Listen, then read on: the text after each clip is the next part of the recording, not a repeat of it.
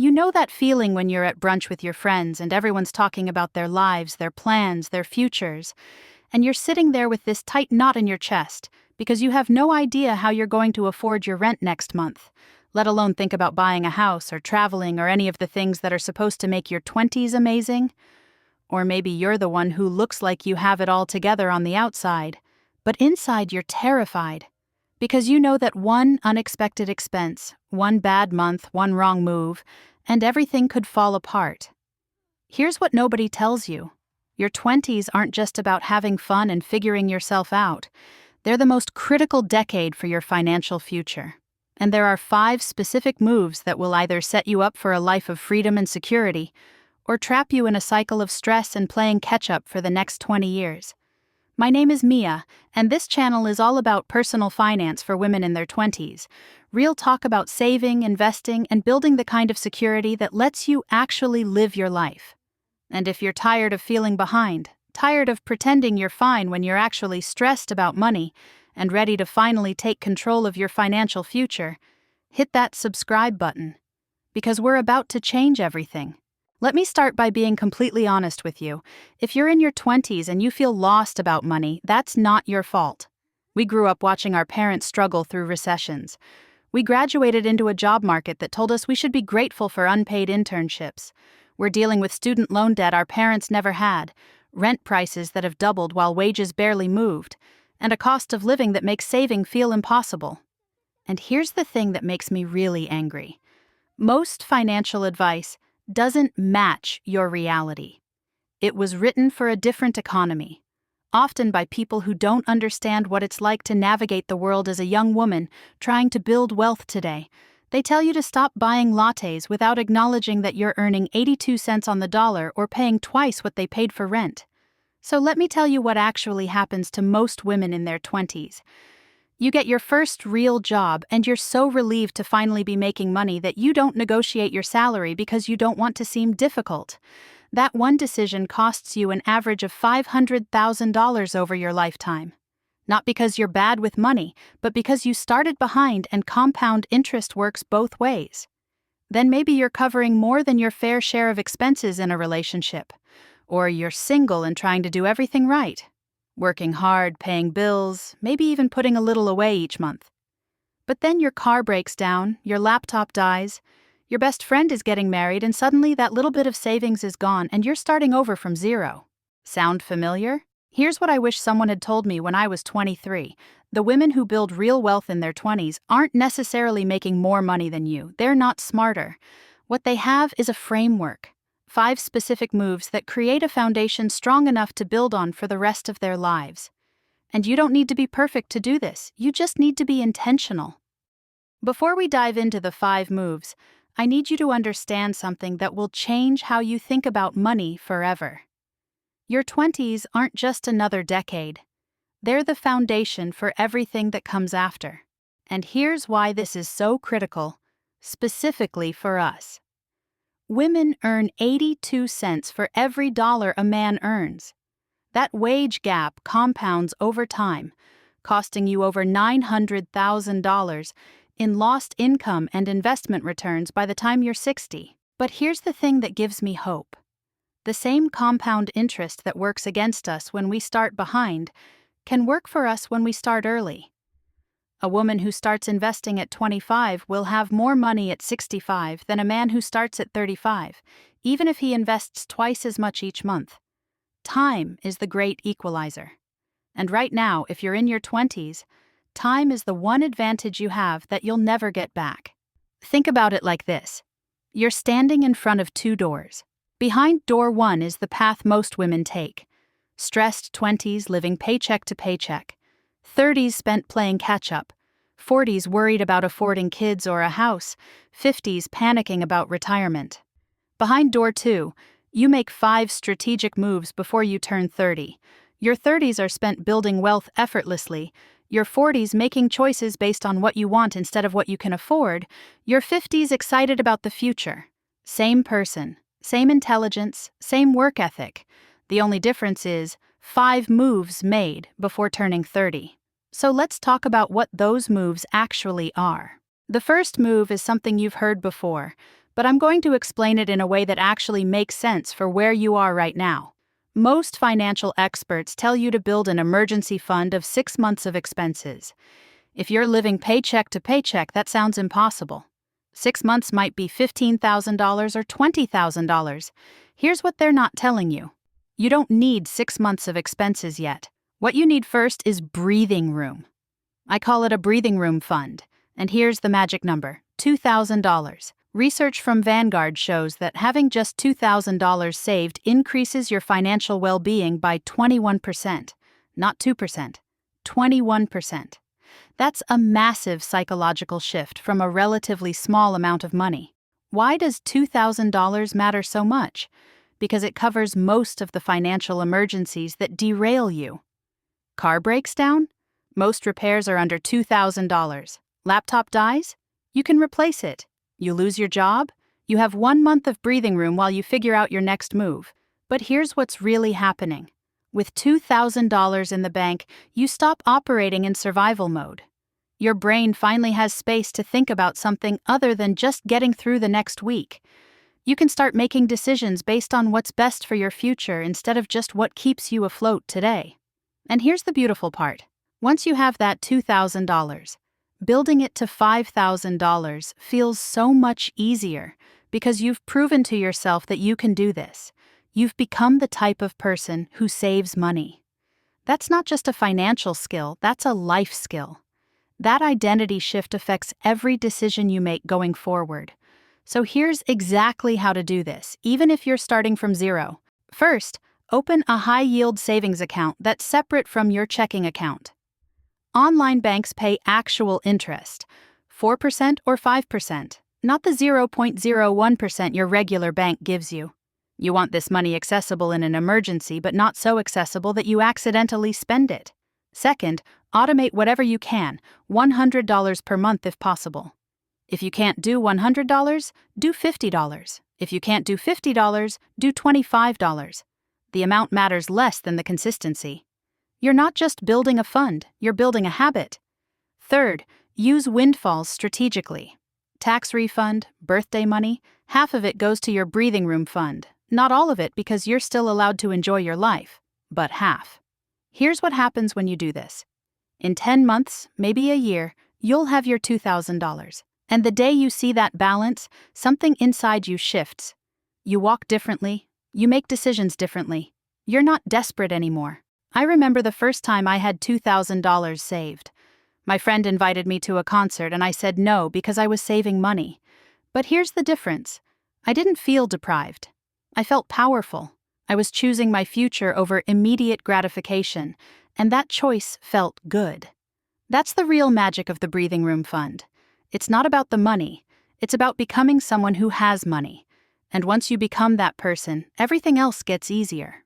Okay, move number 2 is the one that's going to make you uncomfortable. And I need you to stay with me on this, because this single move will impact your wealth more than almost anything else you do in your 20s. You need to negotiate every salary offer you get in your 20s. No exceptions. Here's what the research shows. Women who negotiate their first salary earn over $500,000 more by retirement compared to women who accept the first offer.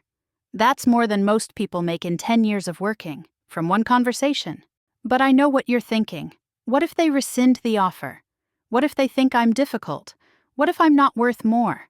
Let me tell you something that changed my entire perspective on this.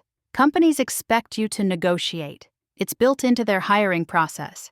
When they make you an offer, they've usually left room for negotiation. So when you don't negotiate, you're not being polite. You're leaving money on the table that they were prepared to give you. And here's the thing specifically about being a woman. Men negotiate their salaries 4 times more often than women. Not because they're more qualified. Because they feel entitled to ask. And you know what? They get it. Not always, but often enough that, over a career, it adds up to hundreds of thousands of dollars. So how do you actually do this? First, before you even get an offer, research what you should be making. Use Glassdoor, Salary.com, or PayScale. Know your worth based on your skills, experience, and location. Not what you think you deserve.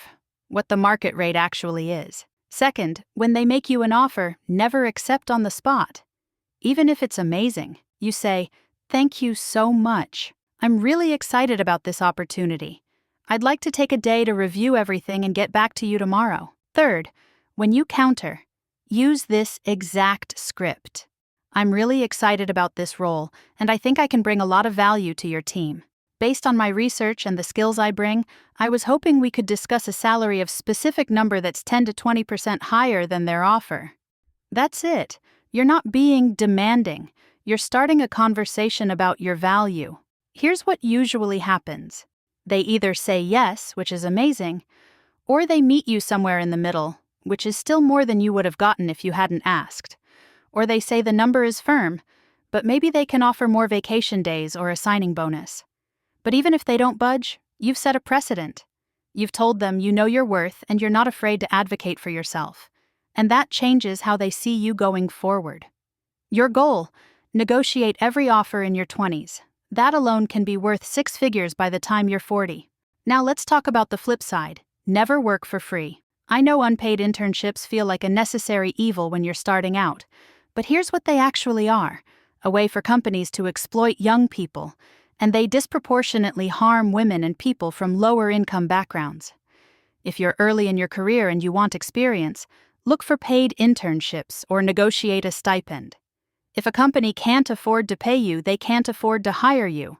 And if they can afford to pay you but choose not to, that tells you everything about how they value their employees. We're not doing unpaid work anymore. Your time has worth. Your skills have worth. And this move, negotiating and refusing to work for free, is about deciding that you're worth investing in. If this is hitting a nerve and you haven't already, tap that like button so YouTube shows this to more women who've never been taught this stuff. All right, let's keep going. Move number 3. This is where I lose some of you because investing feels intimidating and complicated and like something finance bros do. But here's what I need you to understand. Investing isn't optional. It's not something you do after you get rich. Investing is how you get rich. Let me show you something that will blow your mind. If you invest $200 per month starting at age 25 and earn an average 8% return, by the time you're 65, you'll have over $700,000. If you wait until you're 35 to start, same $200 per month for 30 years instead of 40, you'll have less than $350,000. Same amount of money invested each month. Same rate of return. But starting 10 years earlier literally doubles your wealth. That's not some complicated strategy. It's compound interest, which Einstein called the 8th wonder of the world. But here's what stops most women from investing: fear. We're afraid we'll lose money. We're afraid we don't know enough. We're afraid we'll make the wrong choice. Those fears are valid, but what nobody tells you is that not investing is actually riskier. When you keep your money in a savings account earning 1% interest while inflation is running at 3%, you're losing money every year. Your purchasing power is decreasing. So here's how you start investing in the simplest, safest way possible. First, if your employer offers a 401k match, contribute at least enough to get the full match. This is literally free money. If they'll match up to 5% of your salary, you contribute 5%. That's an immediate 100% return on your investment. You cannot get that anywhere else. Second, open a Roth IRA. This is a retirement account where you invest money that's already been taxed, and then it grows tax-free forever. You can invest up to $7,000 per year. And here's the best part for young women.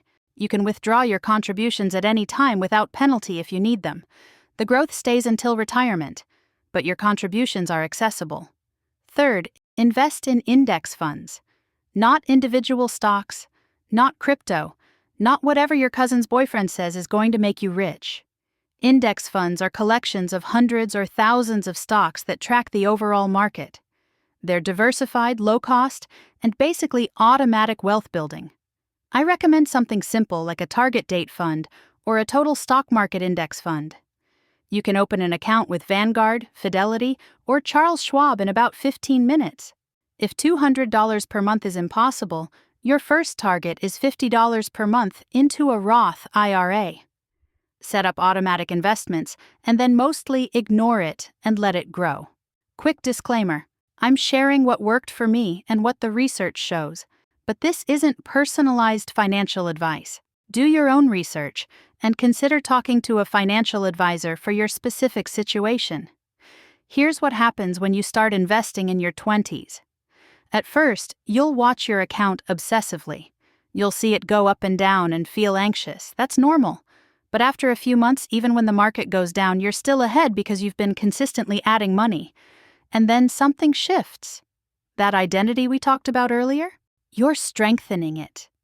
That $5,000 in your investment account isn't $5,000 anymore. It's the down payment on your freedom. It's the ability to take a year off if you want to have a baby. It's the option to start your own business. I started investing when I was 26. I was terrified. I put $100 into a Roth IRA, convinced I was going to lose it all. That was 4 years ago. That account is now worth over $15,000, and I haven't done anything complicated. I just kept showing up, kept investing, and let compound interest do its thing. So if you take nothing else from this video, please hear this. Start investing now, not when you feel ready, not when you understand everything, not when you have more money, now. Your future self is literally begging you to do this. Move number 4 is the one nobody wants to talk about because it feels unromantic and cynical, but I'm going to say it anyway because I care more about your financial security than I care about being comfortable. You need to protect your financial independence, especially in relationships. Here's what I mean. Money and relationships are complicated, and statistically, women lose more wealth than men during breakups and divorces. Not because we're bad with money, but because we tend to make sacrifices for relationships that our partners don't make for us. Maybe you turn down a job opportunity because your partner doesn't want to move. Maybe you go part-time so you can handle more household responsibilities. Maybe you put your partner through school and then you break up, and you've lost years of earning potential. I'm not saying don't make sacrifices for love. I'm saying make sure those sacrifices don't leave you financially vulnerable. Here are the non-negotiables, your financial independence checklist. Always have your own bank account. I don't care if you're married, engaged, or in a 10-year relationship. You have money that's yours and only yours. This isn't about not trusting your partner. It's about maintaining autonomy. Keep your own credit card and build your own credit score. Don't just be an authorized user on someone else's card. Have your own cards, your own loan history, your own credit score. If you break up, you need to be able to rent an apartment or get a mortgage on your own. Have retirement savings in your name. Even if you're combining finances for household expenses, make sure you're contributing to retirement accounts in your name. Never put your career completely on hold for someone else. If you're going to make a sacrifice, make sure there's a plan for how you'll catch up. If you're moving for their job, negotiate that they'll support you while you find something equivalent. If you're going part-time for childcare, make sure you're still contributing to retirement and maintaining your skills. I know this sounds pessimistic. You're thinking, Mia, I love my partner. I trust them completely. Here's why this matters. 50% of marriages end in divorce. Not because people are bad, but because life is complicated and sometimes love isn't enough. And the women who come out financially okay are the ones who maintained their independence throughout. When you maintain your financial independence, your relationship actually gets better. You're not staying because you can't afford to leave. You're staying because you want to be there. You negotiate more fairly because you have options. You speak up when something doesn't feel right because you're not dependent on keeping the peace. You maintain your sense of self because you're not just someone's girlfriend or wife. You're your own person with your own resources. This move isn't about being cynical. It's about loving yourself enough to ensure that you're okay no matter what happens. It's about entering relationships from a place of strength instead of need. Number 5. This is my favorite because it transforms how you live your life. You need to build what I call your hell no fund. Here's what this is. It's money that exists for one purpose only, to give you the power to say hell no to anything that doesn't serve you. A job that's sucking the life out of you? Hell no, you can afford to quit. and take your time finding something better. A boss who crosses boundaries? Hell no, you can report them without fear because you can survive if they fire you. A relationship that's eroding your self-worth? Hell no, you can leave tomorrow and be financially okay. Your Hell No fund is typically about 6 months of expenses. For most women in their 20s, that's somewhere between $10,000 and $20,000, and I know that sounds enormous. But here's what that fund actually buys you: freedom. Freedom to take risks on your career because you have a cushion. Freedom to set boundaries because you're not desperate. Freedom to live according to your values instead of just doing whatever keeps you stable. Here's a story that illustrates this perfectly. My friend Sarah built her Hell No fund over 3 years. She was working at a marketing agency making decent money, but her boss was toxic. He'd call her on weekends, expect midnight emails, constantly criticized her work in front of others. For 2 years, she stayed because she needed the job. Then she hit $15,000 in her Hell No fund, and you know what happened? She didn't immediately quit. But she started setting boundaries. She stopped responding to emails after 6 p.m. She pushed back when he criticized her unfairly. She started interviewing. And here's the interesting part. Her boss actually started treating her better because he could tell she wasn't afraid anymore. She ended up getting a promotion and a raise, not because she quit, but because having walking away money changed her entire demeanor. That's the power of the Hell No fund. Most of the time, you don't even need to use it. Just having it changes how you show up in the world. So how do you build this? First, you automate it. After you've hit your $2,000 breathing room fund, keep that automation going but redirect it to a separate account. This is your Hell No fund. It grows slowly and steadily. Second, use raises and bonuses strategically. When you get a $200 per month raise, put $150 toward your Hell No fund and use $50 to improve your quality of life. You're still enjoying the raise, but you're prioritizing your freedom. Third, do regular audits of your spending. Not to shame yourself, but to find areas where you're spending money on things that don't actually make you happy. That $80 per month gym membership you never use? That goes to your Hell No fund. Building your Hell No fund is the difference between being an adult who has their life together and someone who's just pretending. Because when you have this fund, you stop making decisions based on fear and start making decisions based on what's actually right for you. Okay, let's recap the 5 moves you need to make before you turn 30. Move 1. Build your $2,000 breathing room fund so you stop operating in survival mode. Move 2. Negotiate every salary and never work for free. Move 3. Start investing, even if it's just $50 per month, so compound interest works its magic. Move 4. Protect your financial independence with your own accounts, credit, and retirement savings. Move 5. Build your Hell No fund, 6 months of expenses, so you have freedom to live by your values. These 5 moves aren't about becoming a millionaire by 30. They're about giving yourself options. They're about building a foundation strong enough to support whatever life you want to create. They're about becoming the kind of woman who doesn't just survive, but thrives. And here's the beautiful truth I've learned. The women who do these 5 things don't just end up with more money. They end up with better lives. They sleep better. They have healthier relationships. They take more risks on their dreams because they have a safety net.